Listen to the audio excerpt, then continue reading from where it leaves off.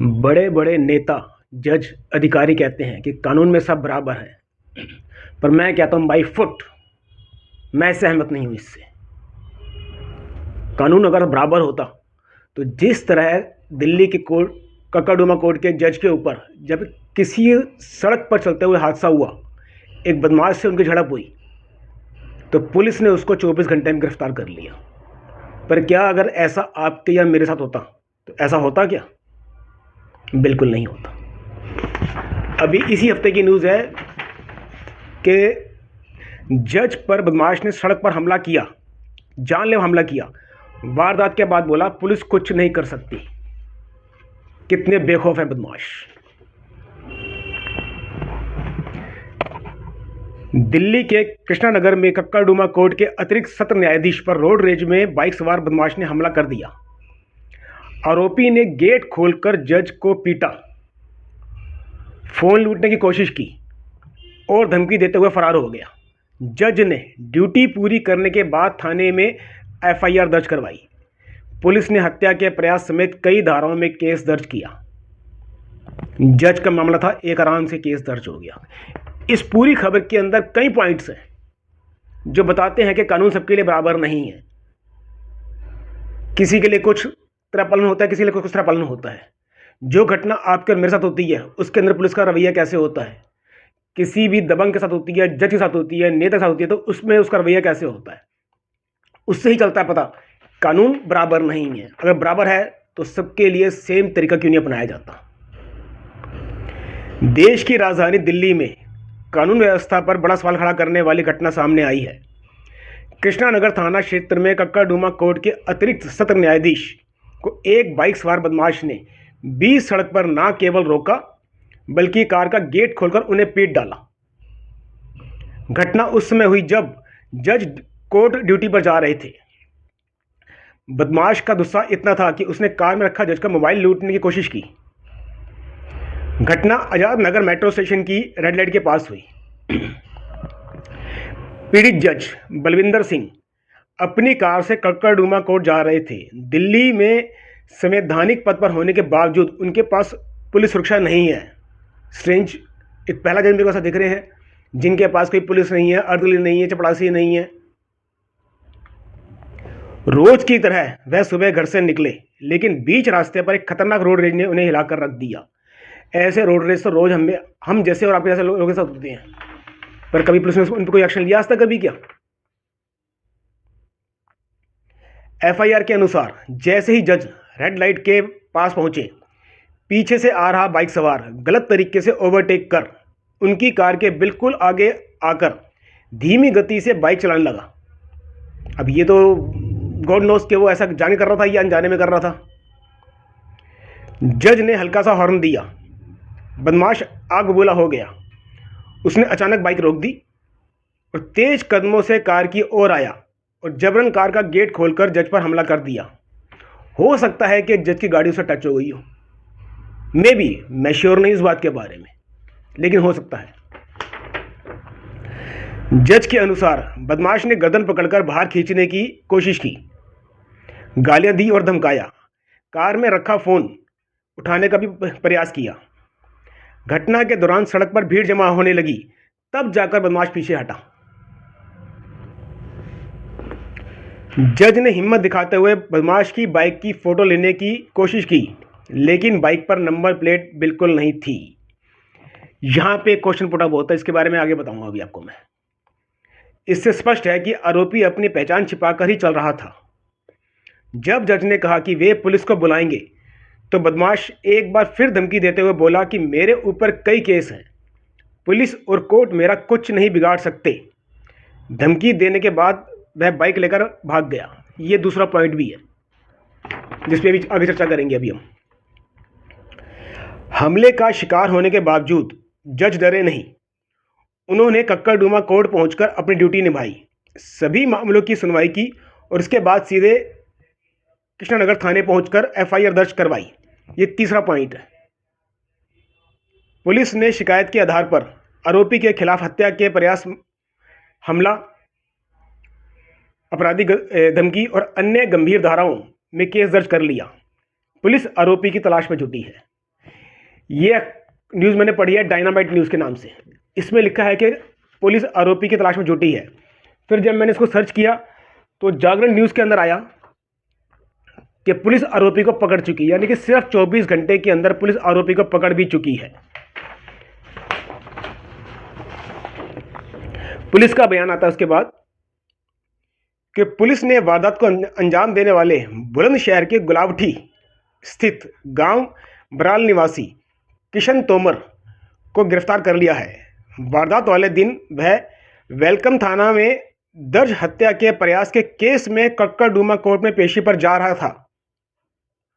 Police ने उसे court में पेश कर जेल भेज दिया है। जैसे कि मैंने बताया, इसके अंदर कई सारे पॉइंट्स निकलते हैं। पहला पॉइंट तो यही निकलता है कि अगर हम ये मामला अगर मेरे साथ या आपके साथ होता तब भी क्या पुलिस इतनी तत्परता से अपनी कार्रवाई करती? पुलिस एफआईआर लिखने में आनाकानी करती या नहीं करती? एफआईआर लिखने के बाद वो इतने सारे सीसीटीवी को तलाश कर क्या उस आरोपी को ढूंढती? तो कहाँ से कानून बराबर है आपके और मेरे लिए? तो हम क्यों ना शिकायत करें पुलिस से? हम क्यों ना बोलें कि ये पुलिस हमारे लिए नहीं है? हर एक के साथ ऐसी घटनाएं होती हैं, लेकिन सिर्फ कार्रवाई होती है। किसी दबंग का, किसी मिनिस्टर का फ़ोन गुम जाए तो मजाल है कि वो फ़ोन ना मिले, ऐसा पॉसिबल ही नहीं है। पर कितने लाखों फ़ोन रोज़ के रोज़ चोरी होते हैं, पर क्या वापस मिलते हैं वो? तो पुलिस किसके लिए है? क्या कानून सबके लिए बराबर है क्या वो? और कानून सबके लिए बराबर है तो सब ऐसा इंप्लीमेंट सबके लिए बराबर क्यों नहीं होता? फिर वो बाइक पर नंबर प्लेट ना होने के बावजूद उसको ढूंढा गया है। अगर मैं शिकायत करने जाता कि मैं बोलता कि उसके बाइक पे नंबर प्लेट नहीं थी, तो मेरे और आपके साथ वो पुलिस क्या बोलती? हम कैसे ढूंढे उसको? तुमको देख के चलना चाहिए था, तुम्हारी गलती होगी इसके अंदर, तुमने उस बदमाश से लड़ाई करी होगी, तुमने उसको टक्कर मारी होगी। पता नहीं क्या क्या क्वेश्चन उनसे पूछे जाते, हरास हमें किया जाता।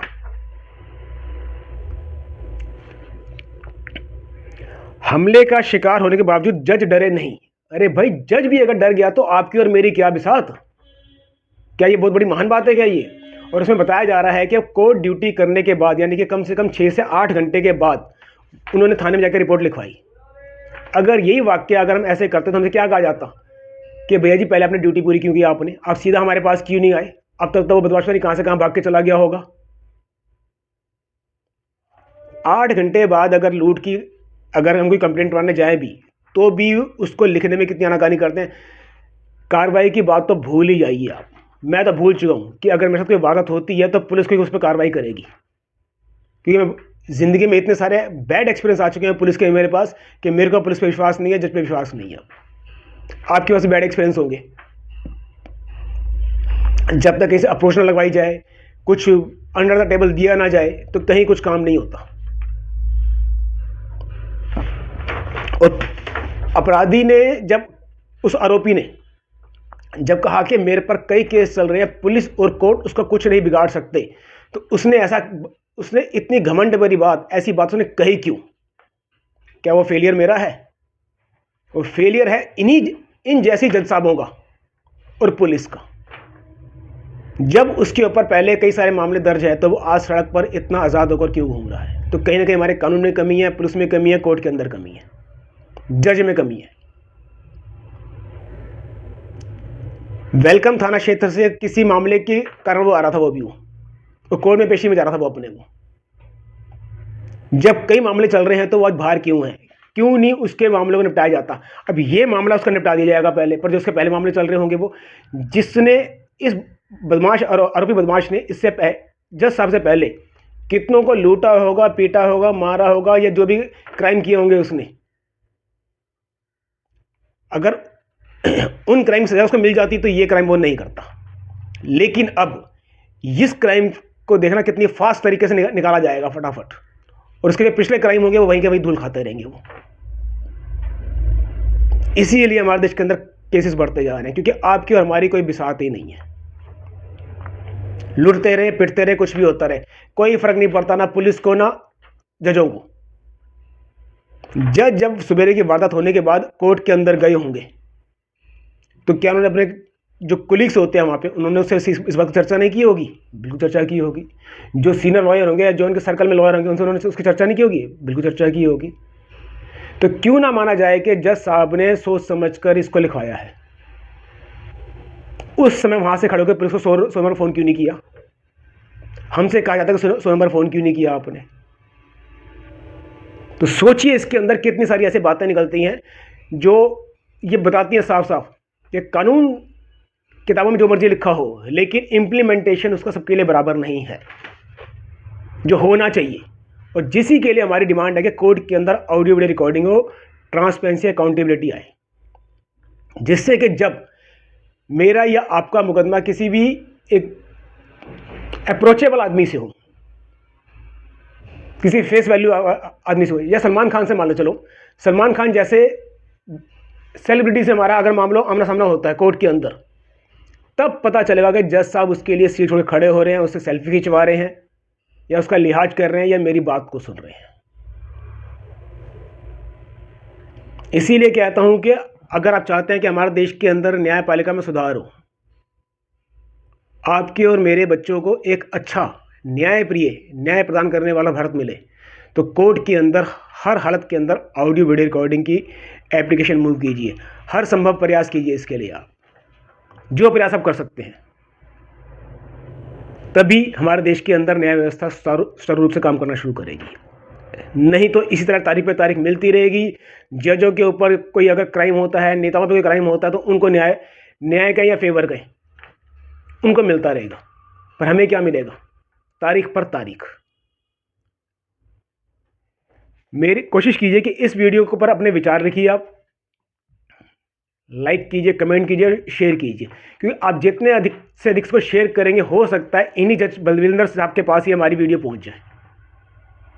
अगर आप चाहते हैं कि इन बलविंदर साहब के पास हमारी वीडियो पहुंचे, तो इनको अधिक से अधिक शेयर कीजिए। आप इन जैसे जज साहब के पास हमारी वीडियो पहुंचनी बहुत ज़रूरी है। शायद इनको रियलाइज़ हो कि इनकी ही गलती के कारण ऐसे बदमाश आज सड़क पर खुला घूम रहे हैं, और फिर ये तारीख पर तारीख देना बंद करके पीड़ितों को न्याय देना शुरू करें। हर फाइल बता देती है कि कौन सच्चा है कौन झूठा है, इशारा दे देती है, सामने खड़ा शख्स इशारा दे देता है, उसकी बॉडी लैंग्वेज बता देती है उसकी। पर क्या जैसे अगर नहीं पकड़ सकते? पकड़ सकते हैं। इसलिए आपसे अनुरोध है कि अधिक से अधिक कमेंट कीजिए। लाइक तो एक कर सकते हैं सिर्फ आप, पर अधिक से अधिक कमेंट कीजिए, शेयर कीजिए, तभी कुछ सुधार की उम्मीद कर सकते हैं हम लोग। मैं गुलशन पहुजा, दिल्ली से, फाइट फॉर जुडिशल रिफॉर्म से। धन्यवाद आपका।